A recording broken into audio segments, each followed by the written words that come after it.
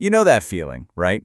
You're just scrolling through the news for the day, and it's this relentless flood of information. It's chaotic, it's overwhelming, and everything just seems completely disconnected. But what if it's not? What if there's actually a hidden structure to all that daily chaos? So you open your phone, and there it is. The stream just begins. It's like this blast of headlines, and every single one is fighting for just a split second of your attention.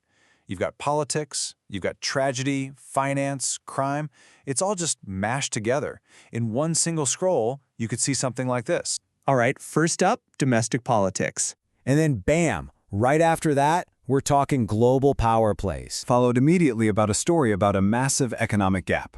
Followed immediately by a story about a massive economic gap. And then a story of just raw human grief. And to top it all off, a really shocking local crime. I mean, it's just informational whiplash, isn't it? So, yeah, how on earth are we supposed to make sense of any of this? It feels like total, pure chaos. But here's the thing.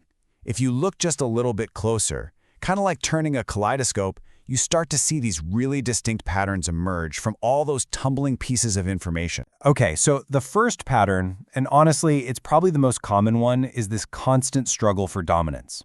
When you really boil it down, so many headlines are just about a contest, right? It's someone trying to get an edge or hold on to control or challenge the person who's already at the top. And you see this struggle playing out on every single scale. So look at the national stage. One political party is demanding an apology from someone. That's a clear play for the moral high ground, a power move.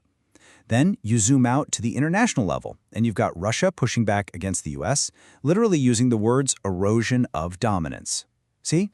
They are both, at their very core, stories about a power struggle. And hey, this same exact theme is what drives our obsession with sports. I mean, think about it.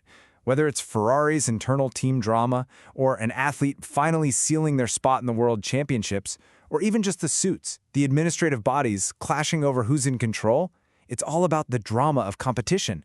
It's all about that fight to be number one. Okay, so the next pattern we see, this one isn't really about conflict, it's more about contrast. This is a story that gets told in the huge, vast gaps between different human experiences. It's all about highlighting profound inequality and, well, disparity. Let's just take this number, for example. 60%.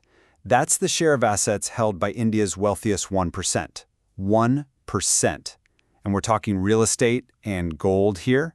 It might just feel like an abstract figure on a screen, but what it represents is this almost unimaginable concentration of wealth, all at one end of the scale. And then, often right next to a statistic like that in our newsfeed, you get this. A story about a family so completely desperate, so let down by the systems that were supposed to help them, that their grief and their protest literally spill out onto a highway in the most tragic way you can imagine. That enormous distance between those two realities, that 60% number and this family story, that is the gap. That is the story. All right, our third and final pattern is about something a little different.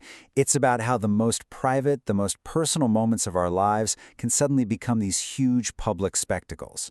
We're talking about stories of individual choices, relationships, and tragedies that, for whatever reason, just break through and land in the news cycle. Let's really look at how a personal tragedy like this one gets framed for us. You have this absolutely horrifying event, an act of betrayal, and it's broken down into this neat, almost procedural narrative that we can all consume. Step 1, plot. Step 2, act. Step 3, cover-up. Step 4, deception.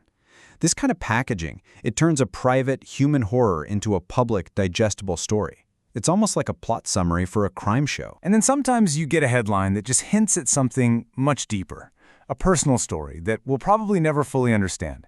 You see a phrase like, caught in crossfire, and it just suggests this whole universe of private drama and conflict. It's a good reminder that we're almost always just seeing the tiniest glimpse of the real story. So, let's pull it all together. When we do that, that relentless, chaotic stream of information we started with, well, it starts to look very, very different. All those random pieces suddenly begin to assemble into a much clearer picture. So instead of just a random mess, we can now see these three core human themes playing out. First, there's that constant struggle for dominance that you see everywhere from politics to sports. Then, you've got the heartbreaking story of gaps, told through tales of wealth inequality and human desperation. And finally, the intimate drama of the personal becomes public, which we see in stories of crime and human conflict. This, right here, is the hidden pattern inside the chaos. So the next time you find yourself scrolling, try this. Don't just see the individual headlines, try to see the kaleidoscope. Look for the struggles, look for the gaps, and see the personal dramas they all represent.